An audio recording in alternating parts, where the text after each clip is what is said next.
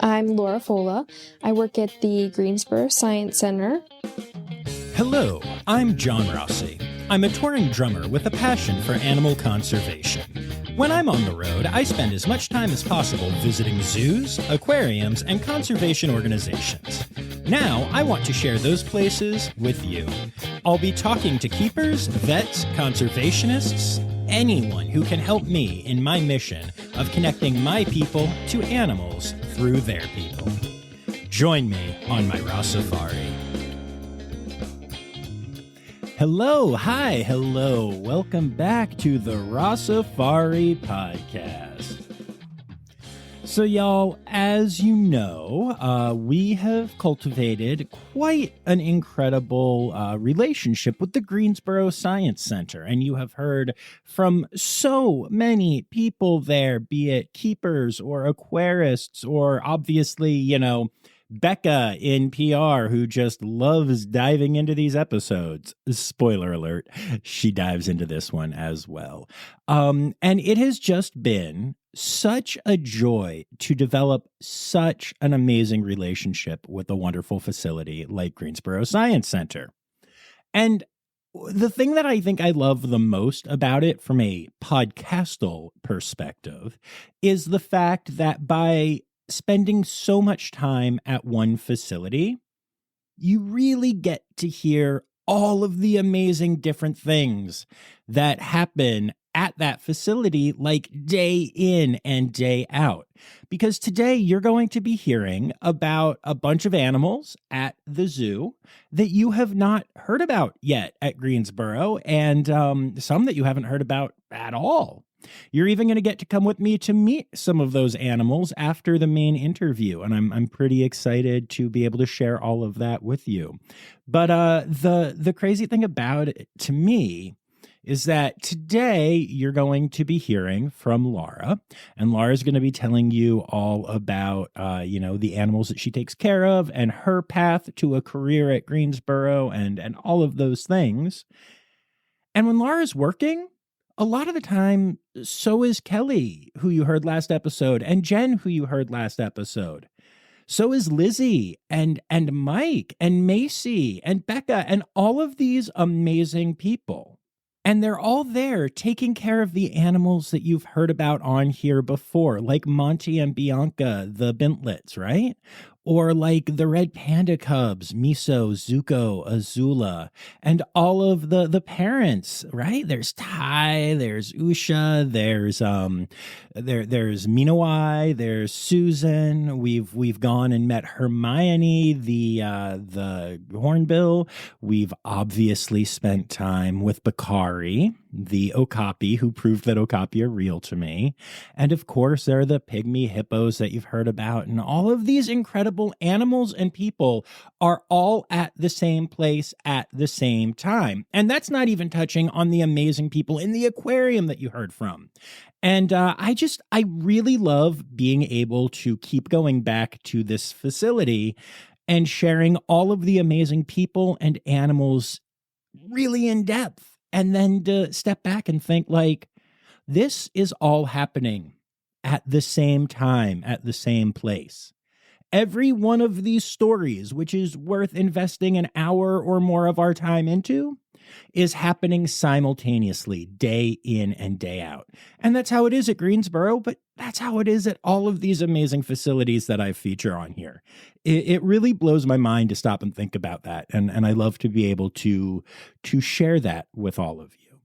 So before we get to the interview, a quick reminder to make sure that you hit subscribe, make sure that you follow along on socials at Rossifari, make sure that you are following along on TikTok at Rossifari Pod, and don't forget that there's a Patreon where you can go and support the pod, patreon.com/Rossifari. Starts for as little as $3 a month. Not too shabby. And like I mentioned briefly a moment ago, at the end of the interview proper, you're going to hear my transition music, and then you're going to hear me standing with Laura right at the Javan gibbon habitat.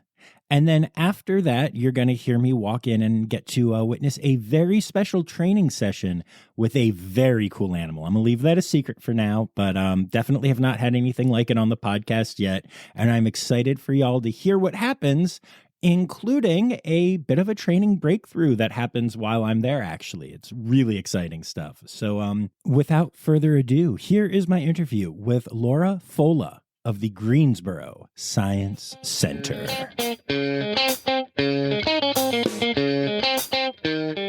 As a lead keeper, I'm the lead keeper over the Javan gibbons, the fossa, and the Caribbean flamingos. Nice. Okay. Very cool. And I'm really excited to talk about the new fossa. Yes. Yes. So we will get to that in a little bit, but I always start off by asking kind of what your history is. Like, why are you a keeper now? And you know, when you were a kid, were you into animals? Did you always want this path? Tell me your journey.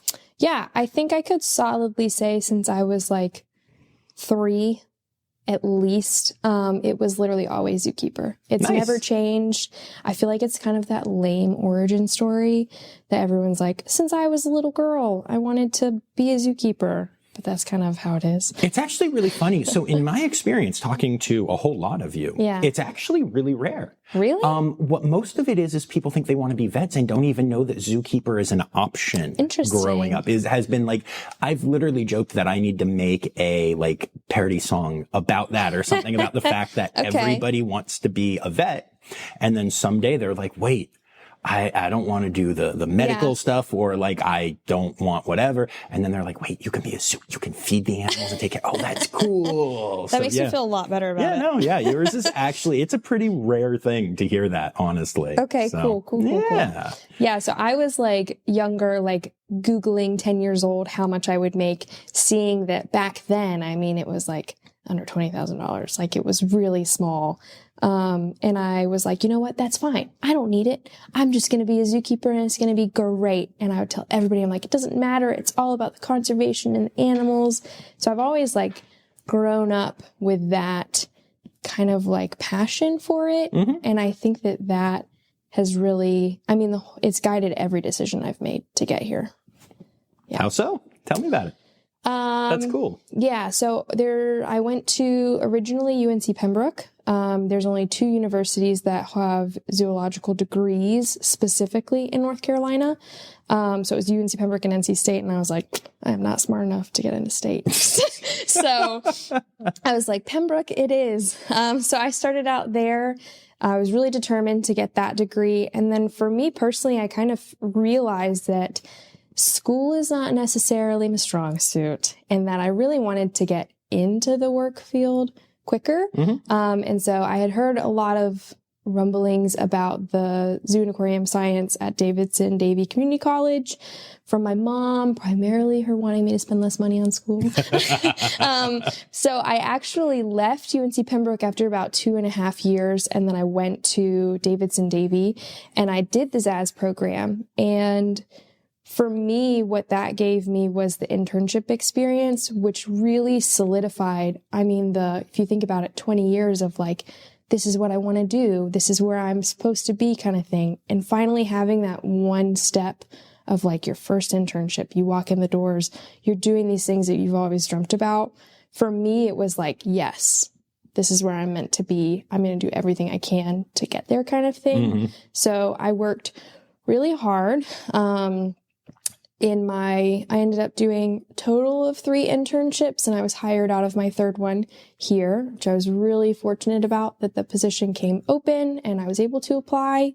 And then, I've been here since. Cool. So let's pause there for a second because I noticed that is a trend here, that the Greensboro Science Center seems to have a lot of former interns that are working here, which I think is really cool. I feel like everyone thinks of an internship as a gateway to the field. Yeah. But at Greensboro, an internship can often be a gateway to a job where you are. And I think that's really cool and really important. What were your internships? Like, where were you at the center? What were you doing during those? I actually first interned with our tiger string at the time. The tiger string was with Carolyn, who's now our assistant curator. And that had the tigers and then the howler monkeys, and it had a coati and fishing cat. So I had a really awesome kind of arrangement. And then, my second internship, I was doing all this during COVID. So they were very considerate of our schooling needs and the internships that we needed, and they allowed us to come back for a second time. That's not necessarily something that our program currently is in line with, just as we're trying to give more people the experience. It makes sense to me. But during COVID, there was not a lot of internships available. People were really restricted based off of their animal safety. So I came back as the penguin otter intern. And I'm really passionate about breeding and reproduction in these facilities. And so at the time, obviously our penguins have a really big breeding program. So that was like a really big deal for me to get on that. Mm-hmm. That's very cool. I like that a lot. And so then when you got hired, what was your first string as a baby keeper?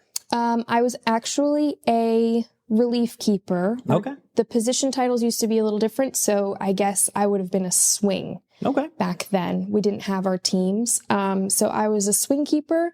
I covered, honestly, primarily every string. I think there was maybe one at the time that I didn't know. But I still managed to help in all the areas. And then after, I think it was about 5 months, I was moved into a lead position. Wow. That's not a lot of time. Although I guess if you consider the internships, yes, it is. That's really cool. I guess those really paid off for you then. Yeah, I really do think those experiences are valuable. And putting in your best effort as much as like you can in all the time that people watch you. I think that's really important. Yeah, no, definitely. That's very, very cool. So, you've seen a lot of change here. I sure from have. what you're saying. Yeah. Yes. What are your thoughts on that and going to the team structure and all of that? I definitely think that change is hard, right? Mm-hmm. So I think in any work environment, change can be really difficult for just a group of people to go through in general. I think that one thing that I've really enjoyed about being a part of all of the change, I mean, I was here before Revolution Ridge, and then I was here during the building of it, the quarantine period for the animals, all to where we are now. And then there's obviously been a lot of change in the middle of that. I think that this facility really tries to embrace change. And I think that has to also go with my coworkers as well, is obviously, again, it's hard, but we really try our best to like, okay, we're going to roll with the punches. And this is happening. Mm-hmm. You can't stop a boulder down a mountain. Right. So you kind of have to run with it if you don't want to get trampled. And I think that's something that's really actually like a key thing in my career, is that it really stressed me out in the beginning because you're new. You're like, I don't have this experience that everybody else has. Oh my God, what am I doing? They're telling me to do this big thing. And I think that after like kind of compartmentalizing and working with some more senior staff, I was able to realize that like, I don't need to beat the change. I just need to go with it and find the positive avenues out of it. Mm-hmm. So I think that this facility, the Science Center, really does help in finding those positive avenues.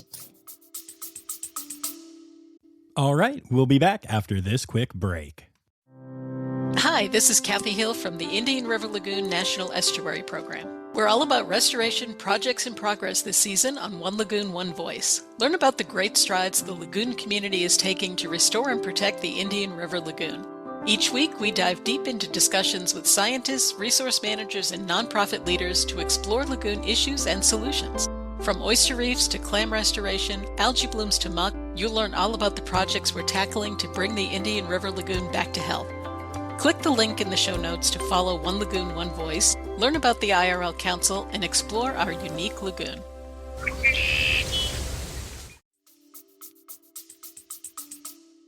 That's really cool. That's really important. I like that. That's, I totally get that. Change is tricky. I've always been a person who is just built to roll with whatever. Yeah. And it took me a long time and working with a lot of friends with like anxiety and stuff. Yes. to understand that, you know, that's okay. And Yes. that, you know, it's not easy for everyone. Because I'm just like, okay, cool. Now we're doing this. Okay, cool. Now we're doing that. And, you know, I mean, my main job is that I'm a touring musician. And so like, it's a different thing every day. And you walk into a venue and they're like, oh, hey, we don't have enough room for the set. And also the show has to be 10 minutes shorter. So we're changing this, go. Yeah. And you're like, okay, what are we doing tomorrow? It's like, I don't think I ever fully appreciated until I started talking to other people how like stressful that can be for people. Yes, for sure. So, that's good that you have learned that. And also I think it's cool that the center helps with that, you know? Yeah, I do too, honestly. Yeah, that's very cool. All right. So there are a bunch of animals that you work with. Oh, yeah. And first, I have to ask you a very important trivia question. Oh, okay. Don't worry, this is not, it's just me being silly. But I recently learned this on an episode, with the fossa SSP. That they did an episode. And, so some people say fossa. Oh, gosh. Some people say fossa. I'm not going to ask you about which is right or wrong because they're both right. Yes, they are both right. Do you know the common term for the fossa in like England? Like their name? Yeah, like they don't say fossa or fossa. Really? They call it a foosh. No. I am obsessed with this. This is like my favorite trivia fact now. Foosh? I've started referring to them as foosh. I don't know where this comes from, but I learned this and it brings me such joy. So like when like Becca the other day was like, hey, let's go down and like, I'll show you the new fossa. And I was like, the new foosh. It just makes me really happy. Oh my gosh. Yeah. I have not heard of that at all. Yeah, it's just one of those things. That is a fun fact. I thought you'd appreciate it. Yeah. I do really appreciate that, actually. Yeah. So tell me all about the new foosh. The new foosh. I personally say fusa fusa. Every time I type it out, I accidentally type fusa fusa. Nice. Anytime I write it, same thing. I don't know why. That's my version. Well, and isn't that their like scientific name, or am I remembering wrong? I know some species are like that. Cryptopharafoxa Oh, is I'm way there. off. Yes. I'm just making this up. Cryptoprocta pharafoxa. You can say what it means. Can I tell you what that means? Yes. Do you know? No. This is my fun trivia for you. So Cryptoprocta pharafoxa, 2 words. That is their scientific name. It is actually translated to hidden anus. Yes! And we have an episode title, folks. It's like a super fun fact that like I try and tell people, but some people don't want to know. Say anus on television. You can definitely say anus on the Rossifari podcast. You can't say anus on television. I think on local television. Listen, I was trying to share to the local triad what his scientific name meant, which is giving a science lesson, first off, sharing priority information about the species, because it has meaning. I mean, it has purpose. And Becca was not a super fan of me trying to do that. I am amazed she let you on my podcast. Although actually I'm not, because Becca knows the podcast really well and knows that there is no better place in the science communication world to talk about a hidden anus than on the Rossifari podcast. I may rename the whole podcast the Hidden Anus Podcast I'm now. so fine with that. So explain. Yes. So a foosh or a fusa or a fossa or a fusa might actually has kind of, I think they call it a pouch of skin that covers the technical anus. And in there is basically scent glands. So this is like a super scent oriented animal. I mean, they have glands on their wrists, on the back of their wrists, also at their anus. And so they are all about scent marking, going around their territory. And so if you ever come to the Science Center or if you go to a facility with a fossa, make sure you try to look. And it is like a pouch of a tan skin that covers, and you can't actually see the actual anus. That's amazing. It's really cool. I really want to go look at your fuchsia's butt right now. I know. It's pretty neat. It's pretty neat.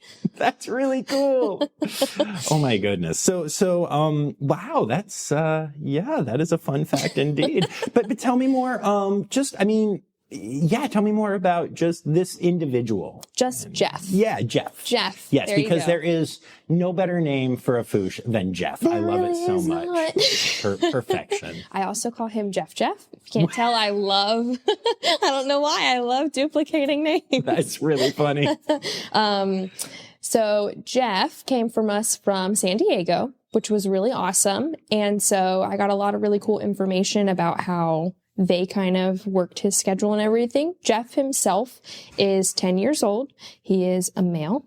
He's never been bred. He was in a breeding situation. Unfortunately, the female didn't particularly find him that interesting. So he did not have any luck in that department. And so he came to us, as we are not a breeding facility for fossas. And he's just kind of a cool dude. Nice. So I need to pause you for a second. We'll come back to Jeff.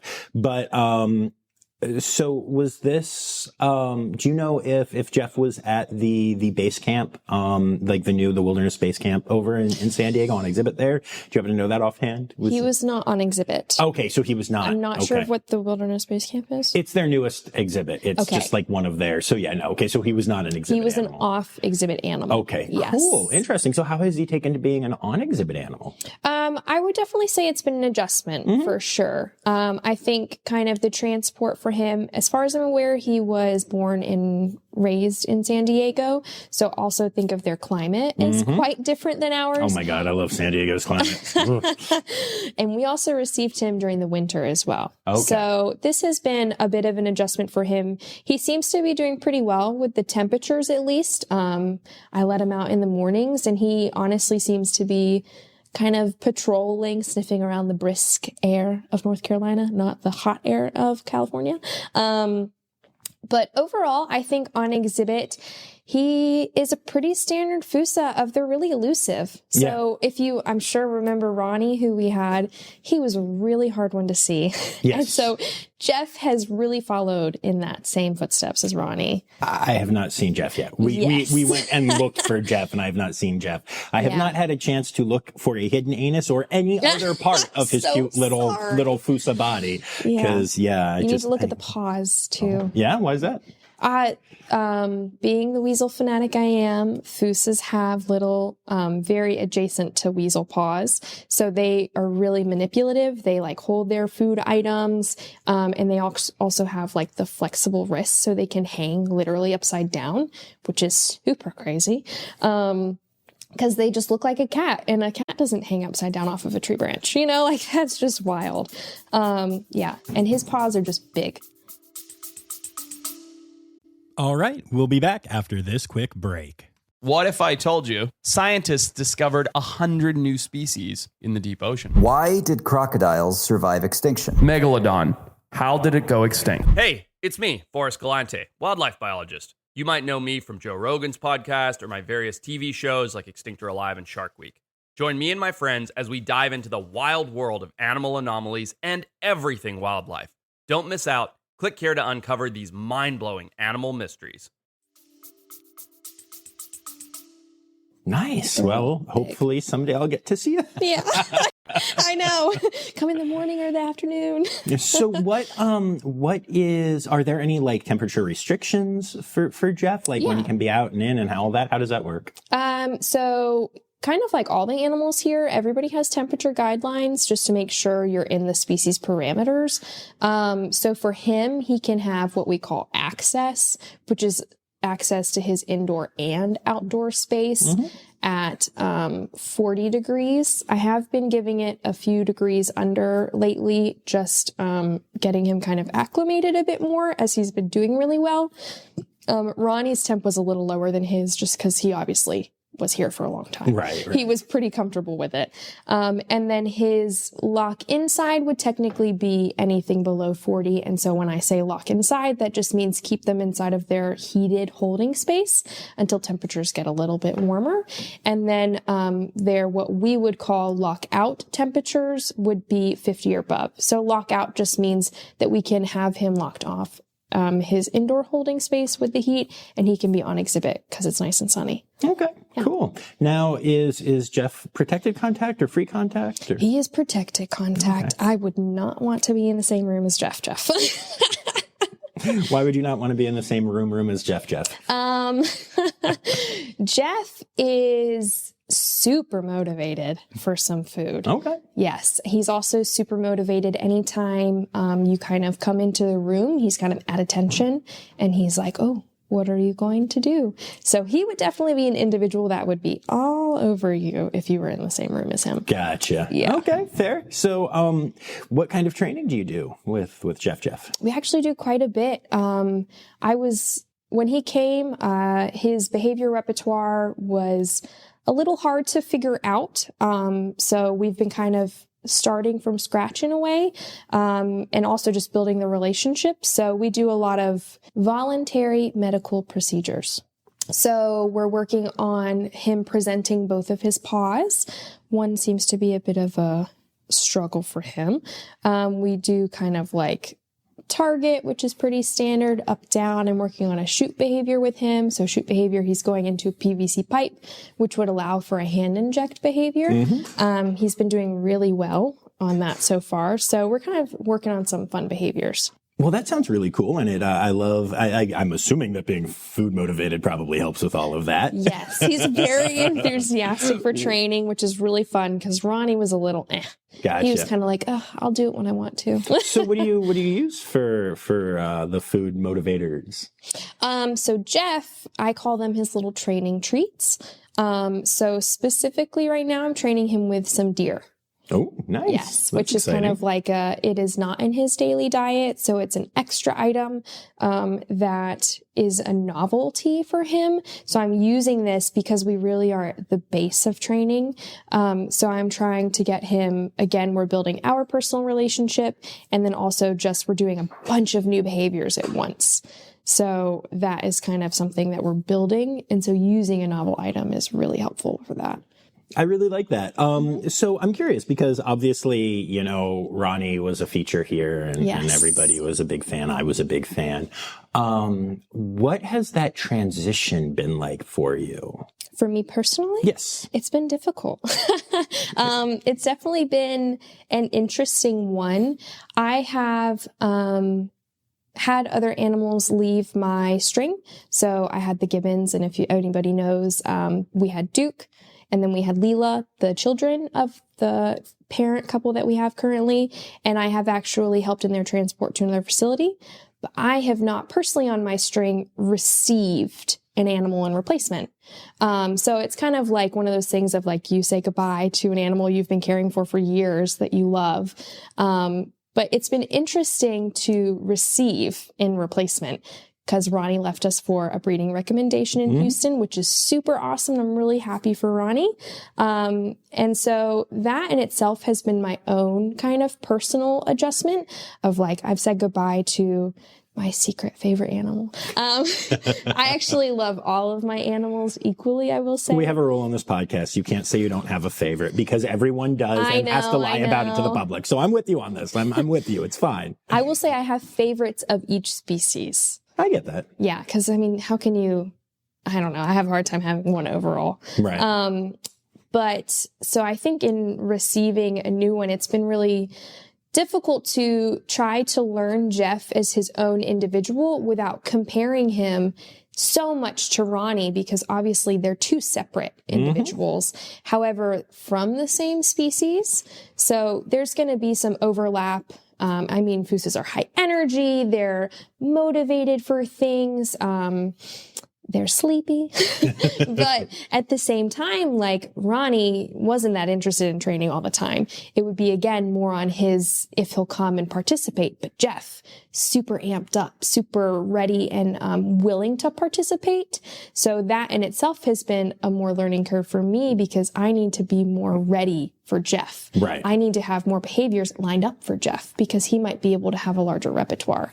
And even just their personalities of things that they might have preference to, especially food. Mm-hmm. Fossas are picky, and Ronnie did not like rodents. Jeff loves rodents. So it's just one of those things that you have to learn them over time. Right. No, that's cool. That's actually, I mean, you know, obviously not in a zoological setting, but I you know, a couple months ago said goodbye to my puppy of almost 15 years. Oh, she was my best friend. I loved her.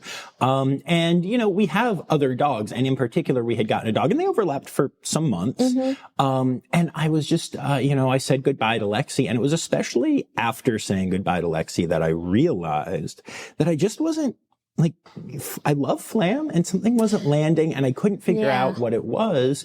And I finally stepped back and just realized that I was expecting Flam to be Lexi. Now, Lexi was the chillest long-haired Chihuahua that has ever existed. Oh my gosh. And Flam is a puppy mini Aussie. Oh boy. So like, just there is nothing those two have in common. Yeah. They're not even different breeds at this point. They are different species. I don't care what science says, right? Like, fully agree. And when I finally got out of my own head a little bit and started to accept Flam as Flam, our relationship got a million times better. Yes. And I love her so much, and I miss her now that I'm on this trip and everything. Yeah. And yeah, no, I totally get that, because it was just me projecting Lexi onto Flam, which isn't fair. It would be like if you did that in a relationship or whatever. You can't just do that, you know? Yeah.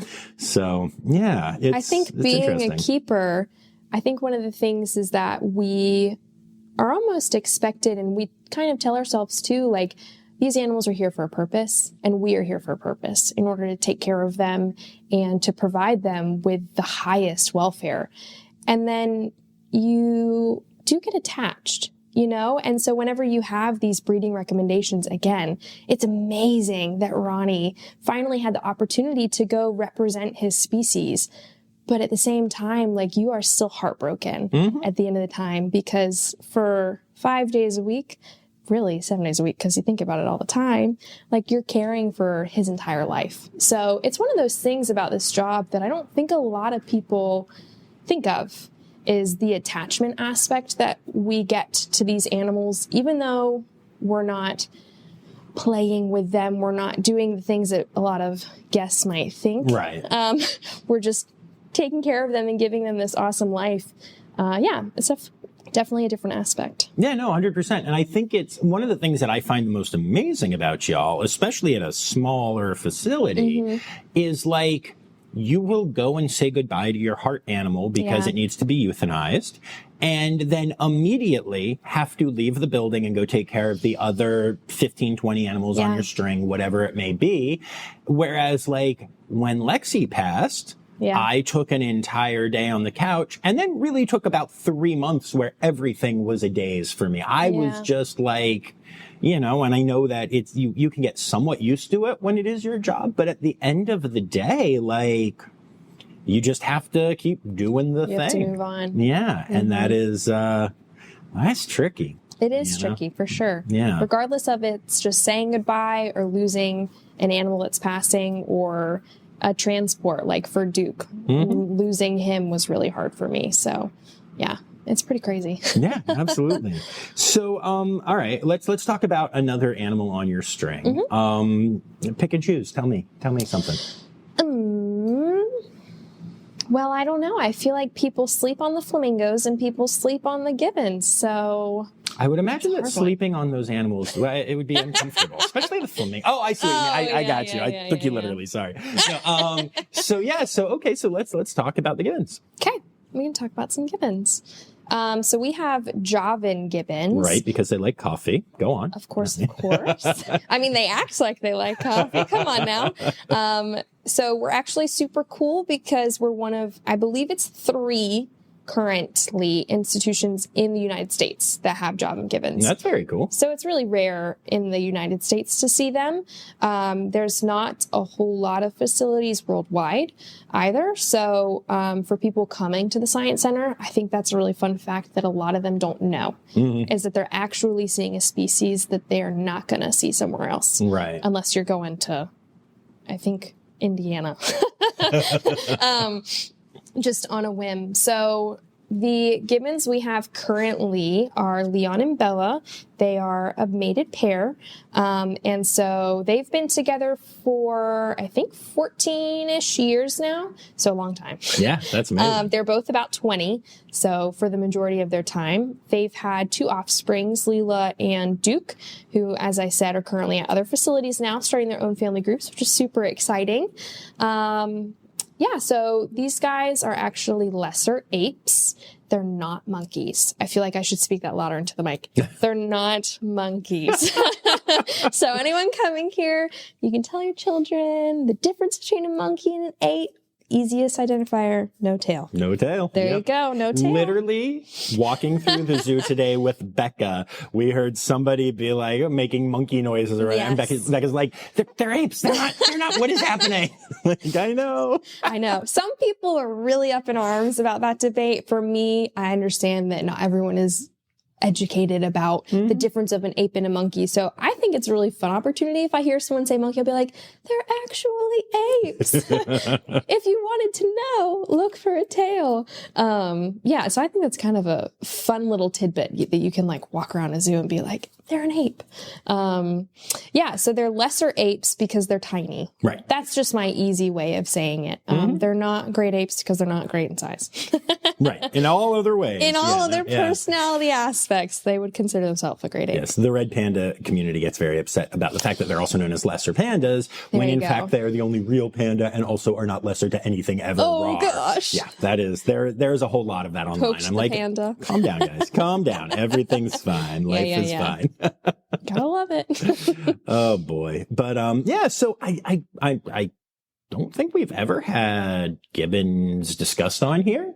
Maybe once, because I think they are at Indianapolis. Is that, am I right? Fort Wayne. Is it Fort Wayne? Okay, then I'm wrong, and know. we've definitely never had this discussion. Okay. So can you give kind of just an overview of the species? Yeah, for sure. So the Javan gibbons specifically are endemic to the island of Java, or Isle of Java. I never know how to say that. And so that's in Indonesia. So they are obviously kind of an Asian species.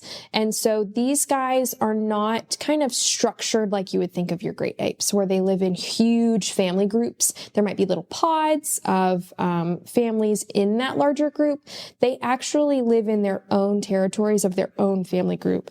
So that is another reason why there's not that many facilities with all of them, because one family group of gibbons is one exhibit. So they would all have to have their own separate territory. They can't live cohabitly together. Right.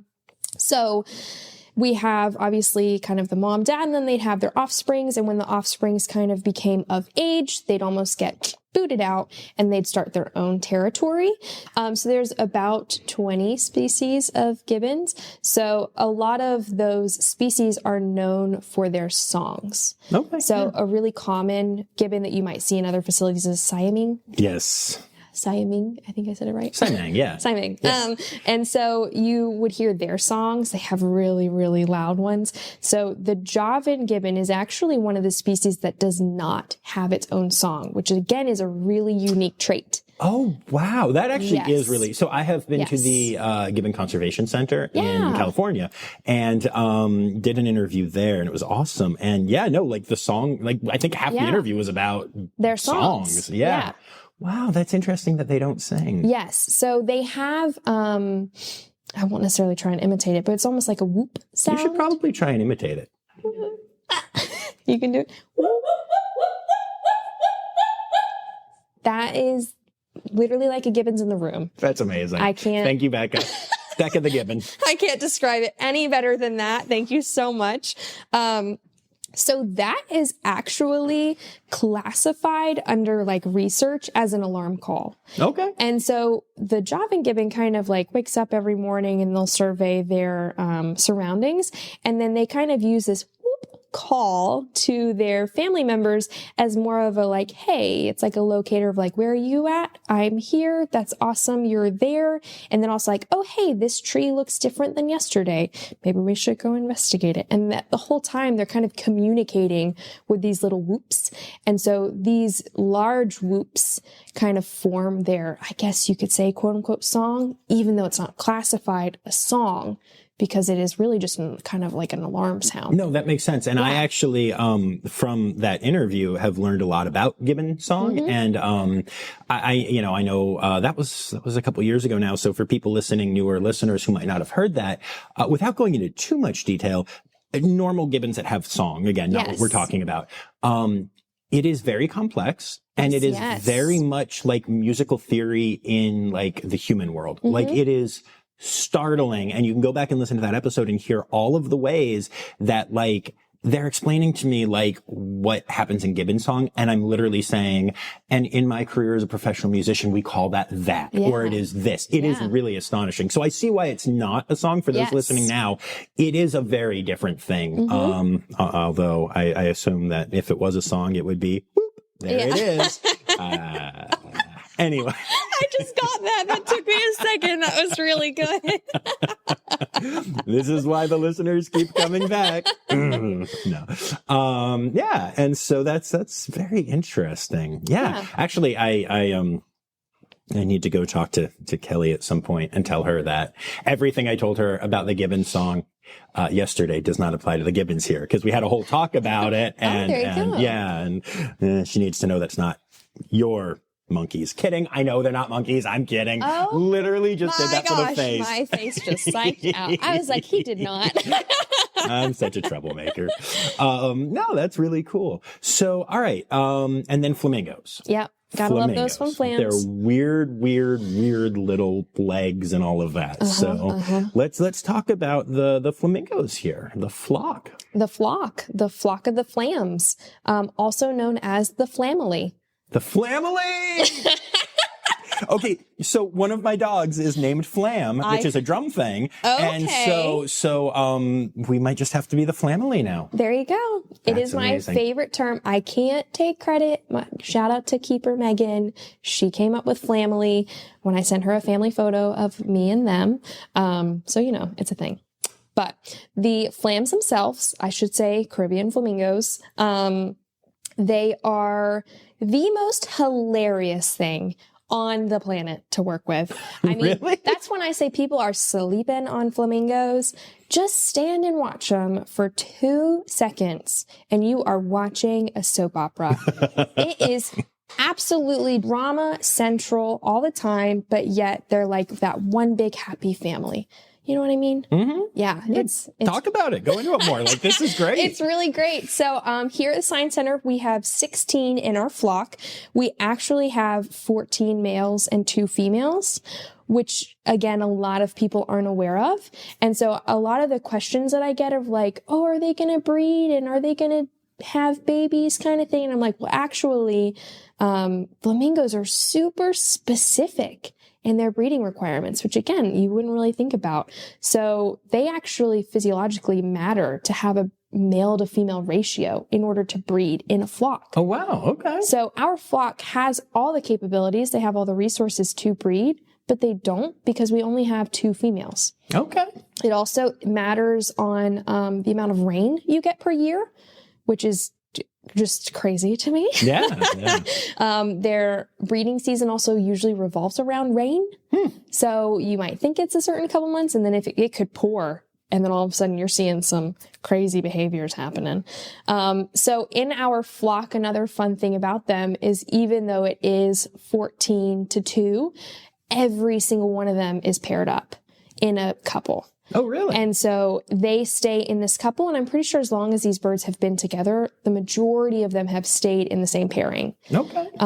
So I could literally tell you every bird's name right now, and I could tell you who they're with, and I could tell you the drama about them.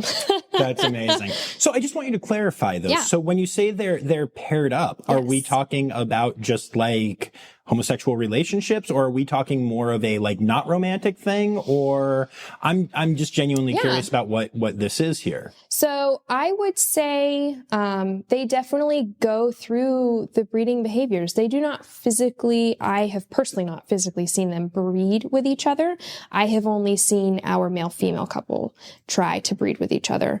However, our male-male couples build nests together. Okay. They protect their nests. They kind of go through every other behavior that a male-female mated couple would do. Right. That's really cool. Yeah, it is really cool, actually. And I find it super fascinating to watch because they're really particular about kind of their mates. And if a flamingo gets separated from their mate for literally, this is where they're dramatic, for literally like 30 seconds, one's 3 feet away from the other one, they'll start locating, calling to try and find each other in the crowd. Wow. You know what I mean? Yeah. That's crazy. Wow. That's really interesting. I love that so much. Also, new reality show idea. Just putting this out there. Becca, get this on your local TV, right? My Big Gay Family. Like, come on.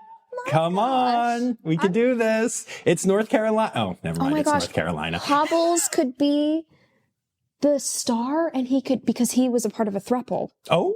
That is a thing. Oh, yes, okay. that is a thing. And Chad was so interested, and then he left Elton. I mean, we're talking. And their names are Chad and Elton. Come on, My Big Gay Family. We're doing this.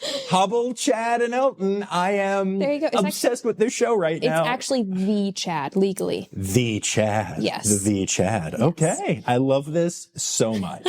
So obviously we can't go through all of them by name and drama. Yes. But can you tell me one story? It might just be more about the throuple, whatever, but just give me something. So I guess we can elaborate on the throuple since I mentioned them. So happy right now. So in our flock of 16, I mentioned that everybody has a pairing. However, there are 2 birds. Hobbles is a bird that will not have a pairing. And so he unfortunately has left Kelly out in the wind. So Kelly is like this waiting for Hobbles to notice him kind of deal. Except Hobbles is not that interested in Kelly, except lately they've kind of been a thing. Ooh. Which again, development, I know. Kelly's putting the work in. Going to the throuple. So Chad was really interested in Hobbles. Hobbles during breeding season is a really dominant male. He's displaying constantly. He's calling constantly. So I think that really caught Chad's eye. And so Chad was starting to leave Elton, who Elton and Chad have been together, I mean, a really long time. And so Chad started to see Hobbles. Hobbles was like, I mean, I guess you can kind of stand around me. So Chad was kind of standing around Hobbles, but of course Elton, Chad's his man. So, I mean, he would hang out, and then it kind of ended up being this like, okay, we can protect our little area. And they became a throuple for quite a bit of time until Hobbles, obviously being the show off that he is, was like, I'm too good for you. Ooh. Yes. Ooh, yeah. Elton. Yeah. Ouch. It's a lot. Okay. Wow. That is amazing. Oh, It is. I love that so much. It is. Does Kelly know that there's a flamingo named Kelly? Yeah. Did she name the flamingo? I named it. After Kelly? Yes, because it has 2 black bands, and it's, her opinion, the prettiest bird. My opinion, he's not the prettiest bird. He's the brightest bird who keeps his colors all year long as vibrant, and also double black leg band like her soul. So you named a flamingo after the love of this podcast's life, Kelly Roush, the keeper here, because of the double black band that is like her soul. I could not love this more. I was like, why is Becca interrupting with the thing that won't make the podcast? And this is clearly going in the podcast because there's a little bit of a tension between Laura and Kelly. Yes. Oh, I have to really? preface, Kelly and I are really good friends. I'm saying that now. However, Kelly gets so much attention. you know Kelly's awesome, right? I'm not saying you're not awesome. I'm aware. I'm hang just out saying with that her. Kelly is incredible. Awesome. But I'm just like, I don't know, maybe share some love here, you know? There's more awesome people in the world other than Kelly. And you know what? She would love that we're talking about her right now. See, that's the thing. I've been thinking about Kelly for half of this interview. I haven't even heard. No, I'm kidding. There you I'm go. kidding. That's how it is for me. Whenever I told Laura that she was going to be on the podcast, I said, John's coming down to interview. I'd love to have you, be on the podcast. And then I said, but also he came down to interview Kelly and Jim. It's true. And they're going to run back to back.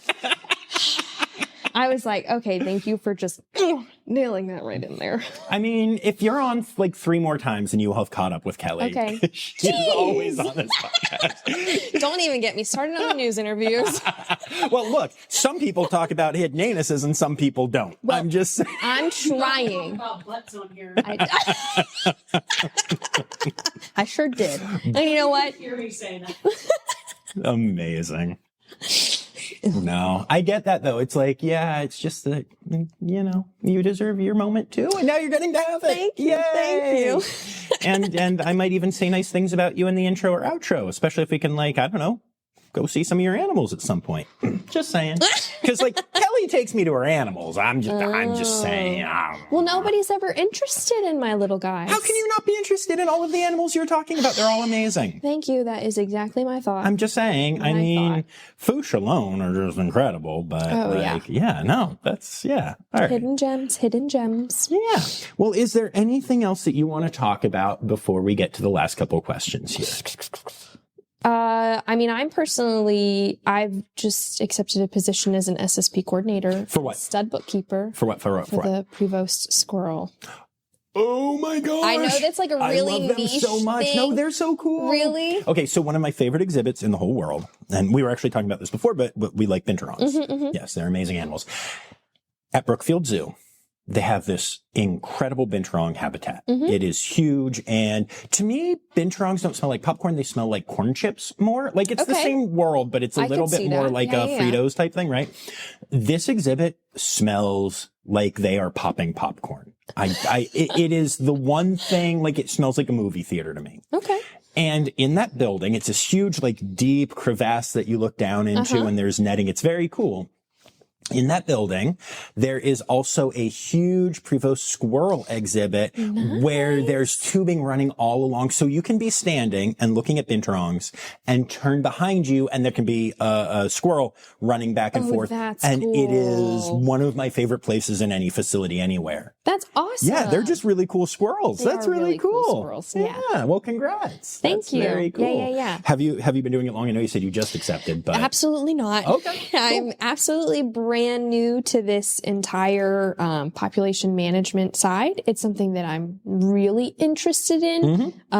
Just from my roots of I really believe that zoos are here for a purpose of eventually a repopulation, or for some species, that's something that we're able to do now, which is so cool. But yeah, this is kind of my foot in the door and to try and do my best for these squirrels. 'Cause again, underrated animal, squirrels. Yeah, they're amazing. They are amazing. Yeah. One other question before we get to wrapping it up, which is just this. What is your favorite animal, can be individual or species, here that you don't work with? Bum, bum, bum. I can give you my favorite that's crept up on me currently. Okay. That's fair. How about that? Yeah, that works. So I think you're also going to love this answer. The binturongs. Yeah. I get that. Yeah, I was really fortunate in helping hand rear those guys. And ever since then, I've had a deeper appreciation. And then I'm on the same team as Macy. And so I've really been fortunate to work closer with them. And their personalities are just so fun. And again, self-proclaimed love weasels. They are some weaselly little bear cats. I mean, they just resemble so closely with a fossa and just weasel, mustelid, all these things. And so I think I started looking at them a little differently. And that's been, right now, again, I'm a favorite across the board kind of person, but yeah, I think they're super cool. That's awesome. Yeah, no, I mean, I love bins, obviously. Yeah. They are not just on you'd seen my computer sticker, but my logo for the podcast has a bin drawing on it, which is also my tattoo. I mean, like, I am obsessed. Yeah, they are amazing. I think I have a stuffed bin drawing in my backpack right now. So just saying. I love it. Yeah, so that's very cool. All right, and then is there a conservation organization you'd like to give a shout out to? Yes. So I again, Weasel Girl, how many times am I going to say that? So really love black-footed ferrets and like the really cool conservation around them. So you can go to blackfootedferret.org to get some more information on that. Awesome. Sounds great. Yeah, I know they do amazing work. So I'll look into repopulation stuff. That's so cool. Everybody go check it out. It's time now, don't you know? We've come to the end of the show. But there's one tale left to go. You're gonna laugh and say, oh no. It's time for the Rossifari poop story. Okay. I have one that I think you will appreciate, knowing your loves here. So I was really fortunate again to help hand rear the red panda cubs that we have. They're amazing. They are amazing. And there was specifically one time that Miso, being Miso, I was currently trying to feed Miso. Of course, the twins going crazy. They do that. What can you expect? Just to clarify, they were very young at this age.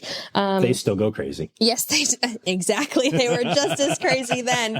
So they were going crazy, rustling, tussling. Miso was like, I need a break right now. I'm not finishing this food. So I gave her a little break, sat her down. If anyone watched us hand rear, obviously you know that we had to stimulate our cubs in order to get them to pee and poop. And so Miso did not need that. She was like, I am a queen of going to the bathroom on my own. So she went off in the corner and started making a face at me. And I was like, interesting. And I didn't quite know at the time that she was making the poop face. And so she went and pooped. So I tried to pick her up and I was going to retry finishing her bottle. And then I noticed that I had poop on me. And I said, okay, I think that you just went in the corner and pooped. But the second that I lifted my head to see her poop pile, Azula was already barreling through the poop. And Miso didn't just poop in one spot. She trailed poop. So, like, she would walk and poop. And so I literally was staring at Azula, sprint Zuko immediately after her. I'm by myself, by the way. I am just my only person taking care of them at this point. And I was like, slow motion movie. No. Like, literally, Azula goes through the poop and not only tracks in the original pile of poop, but then goes in all of Miso's dots of poop. So then I have to put Miso down at this point, who also still covered in poop. And then Azula, I mean, paw prints covering the room, covering me, covering everything. Then, of course, what does she do? Tackle Miso. So Miso has poop not only on her behind because I need to clean her up because that's what we do, but she has poop covering her body. And then Zuko still going crazy, and Azula literally running through all of the tracks she's already done. And I actually sat there for a second because I was just so overrun by them. And I had to accept my fate that I was about to spend the next 30 minutes. I mean, it was everywhere. I love those three so much. Like it was really, really everywhere. Oh my God. Yeah. I love those three so much. That's amazing. Well, thank you for taking the time to do this. It's been a blast. Yeah, no problem. Thank you for having me so much. This was super fun and awesome. Yeah, awesome. Hey, Becca, can we get Kelly for another one? Yeah. Just kidding. Let me text her. I'm leaving right now.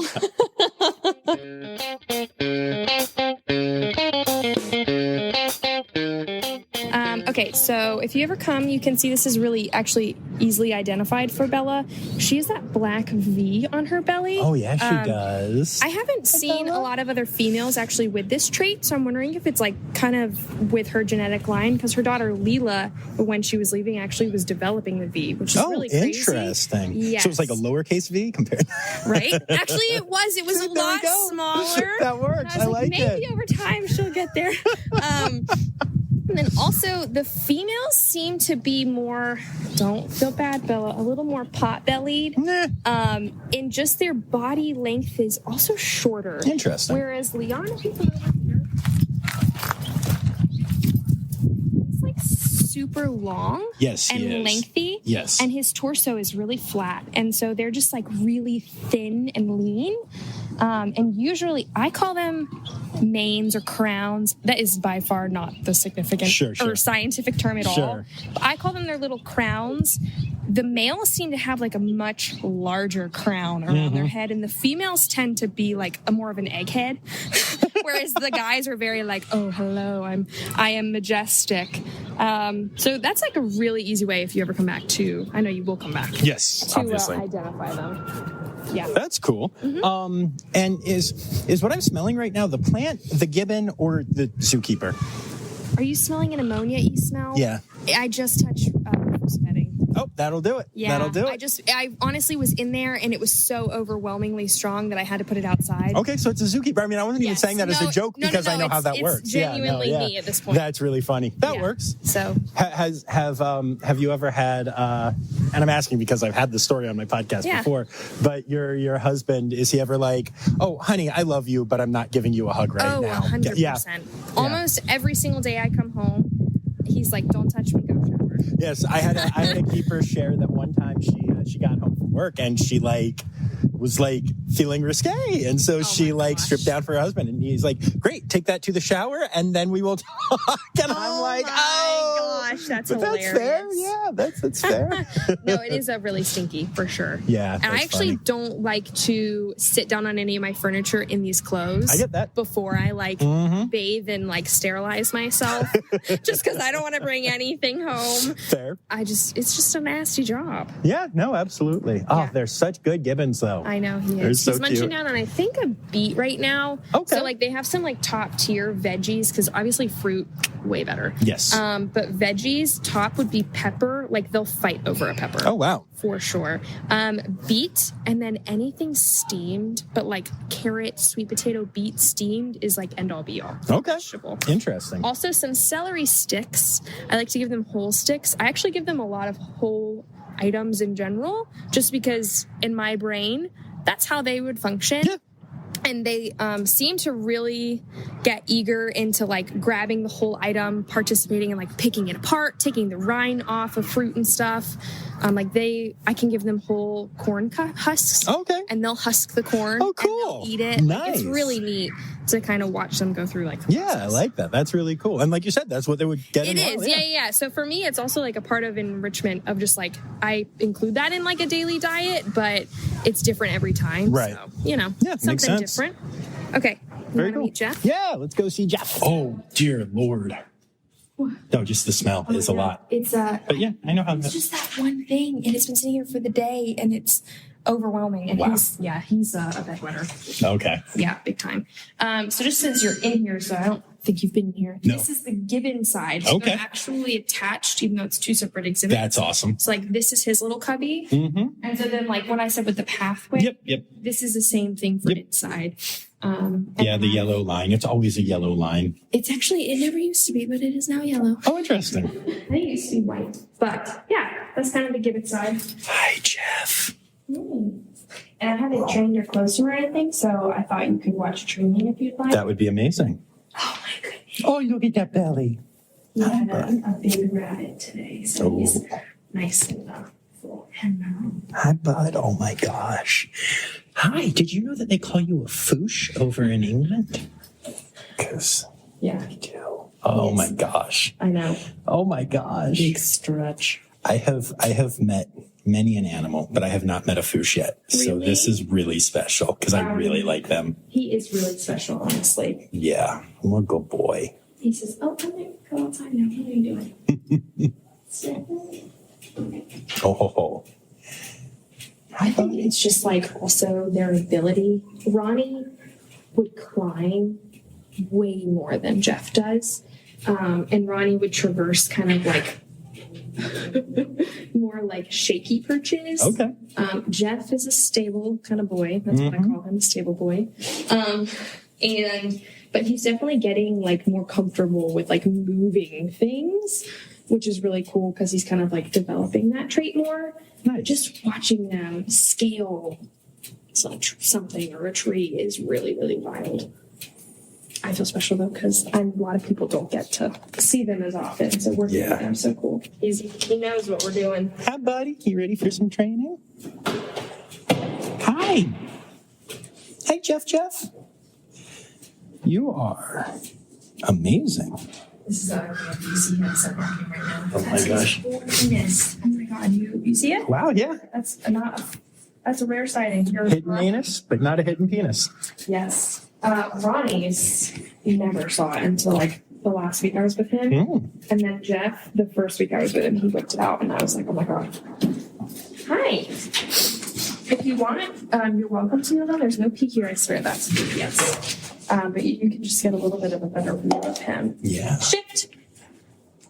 So we're still, like I said, a little novice. Mm-hmm. So we're kind of working through things. Hey, target. Good. Oh, good target. Oh my god. So this is the deer. Shift. There's a slightly different antecedent here. His name is John. Target. This is the shoot we're trying to get comfortable with. Mm-hmm. Some days it's a win. Target. Shift. Good shift, buddy. Stay. Our fun one. Pop. Good. Oh, it is a good paw. You get it? Oh. You get it. And that is brand new, so he's doing really well with that. Not so good on the other one, though. Other paw. What was that? Did you eat too fast, buddy? Oh my goodness. Look at that belly. Look at that. Look at that belly. That big stretch. Unpop. Pop. Good. It's actually really cool because Ronnie did the same thing. It's not usual for them to do it, but they actually mirror. So if you see, he's giving me the opposite paw. Yes. So it's just a fossa thing that I'm aware of. Oh, like the interesting. tigers don't do it like a lot of the other carnivores. Shift. And the fact that Ronnie did it too, and then he came and he immediately started shift. That is really interesting. Yeah, it was. He did it, and I was like, "Oh my god, Carolyn! He mirrored his paw." I'm going, shoot. This is a good one. Yes. Too far? I'm sorry. Shoot. Good. Oh, look at you, big brave boy. All done. Yeah, so I usually like end on a mouse or something just a little larger because this is all new. So I'm trying to like keep it really positive. And you kind of see it's really, at least I've worked with the two fossas at this point, but, or fossa, I feel like it's really fossa. Fussinators. But they seem to be really easily distracted, one, so you have to really keep their attention and go quick with things. And if you get their attention, like work on holding it. Otherwise, you might have some other behaviors. Makes sense. Hi, buddy. Hi. There's no more. What you doing? He doesn't even know. He sure doesn't. They're just so cool. So cool. Does he smell really bad? I mean, it doesn't smell great in here, but he doesn't smell, I mean, it's no worse than most, lots of animals are stinky. Yeah. Cut that out. Yeah. He is way stinkier, also way nastier than Ronnie ever was. Ronnie, I think, was not a real fossa at this point. He's so clean. Oh, wow. So clean. And then Jeff came, pees in every single bed immediately, pees all over the logs, all over the ground. He does this thing that I call a rain dance, and he tinkles. Oh, Some old food. that's exciting. He tinkles in a circle and then stamps his front and back feet. I'm not kidding. Oh my gosh. I'm not kidding. And then he goes like this in a circle. And I call it the rain dance. That's amazing. And he does it in the mornings a lot. What a good boy. And he'll also like yawn with his mouth open when he's doing it. That's so It's fun. intense. It's staying warmer tonight. Oh, that's exciting. Oh, look at the eggs. He actually is not like a huge egg fan. And so these are raw, and I'm going to try and see if I crack them open, if you eat them. Oh, interesting. I froze eggs, raw eggs, on a trash can the other day, and he actually ate them. That's He exciting. didn't do it before, so I'm curious if I just fully remove the shell, Right. if he might go for it. Interesting. And if not, you get to clean up a raw egg in the morning. Yay! I know, the funnest thing ever. Just gets so sticky when it's raw. You know. No, it's true. Yeah. I don't usually have to worry about it because I have a Labrador Retriever that will clean up any eggs that I drop. There you go. Gross boy. So you can see the flap. Yeah, no, totally ignatus. I noticed it immediately. Absolutely hidden. I noticed it immediately. I was like, oh, is that a hidden anus? Yes, it is. Such a fun secret fact. It really is. I want to go for the eggs. I know, I'm wondering if we will have a sea slip.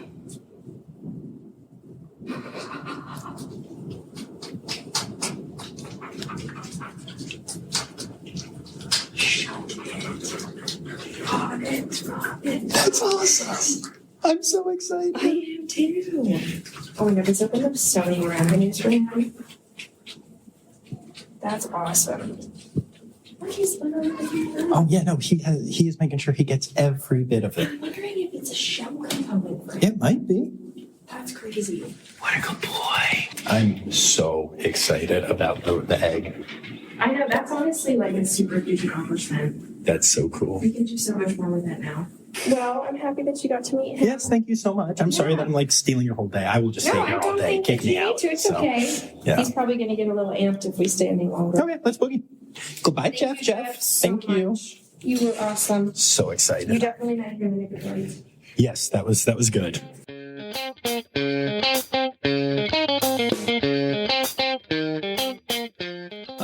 Meeting Jeff the Fossa was my favorite. That was so much fun, y'all. And the fact that he ate the eggs out of the shell was so cool. And I mean, he devoured those eggs. It is so cool to see a foosh up close, and I am so thankful to Laura and, of course, the entire team at Greensboro for opening their doors and being so transparent and letting me see all the things and share them with y'all. So I realized that this episode went pretty darn long, but I hope y'all, thought it was worth it because I know I did, and I just, we got to meet Jeff. Jeff is a foosh. That was so cool. As were the gibbons and all the other things. So yeah. Hey, I want to say thank you real quick to my Red Panda level patrons, Dr. Laura Schenk, Dr. Stephen Williamson, Barbara Bennett, and Jenny Owens. And last but not least, let me remind y'all that the word credits backwards is, wait for it, Steiderk. The Rossifari podcast is produced, hosted, and engineered by John Rossi. Editing and fact-checking by John and Dr. Zoe Rossi. Our theme song is Sevens by Nathan Burke, performed by Nathan and John. Interrupting John theme and additional voices by Taylor Isaac Gray. You can reach John directly on Instagram and Facebook at Rossifari or by email at rossifaripod@gmail.com. Rossifari is part of the Daydreamer Media Network. Now, stop listening to me and go visit a zoo.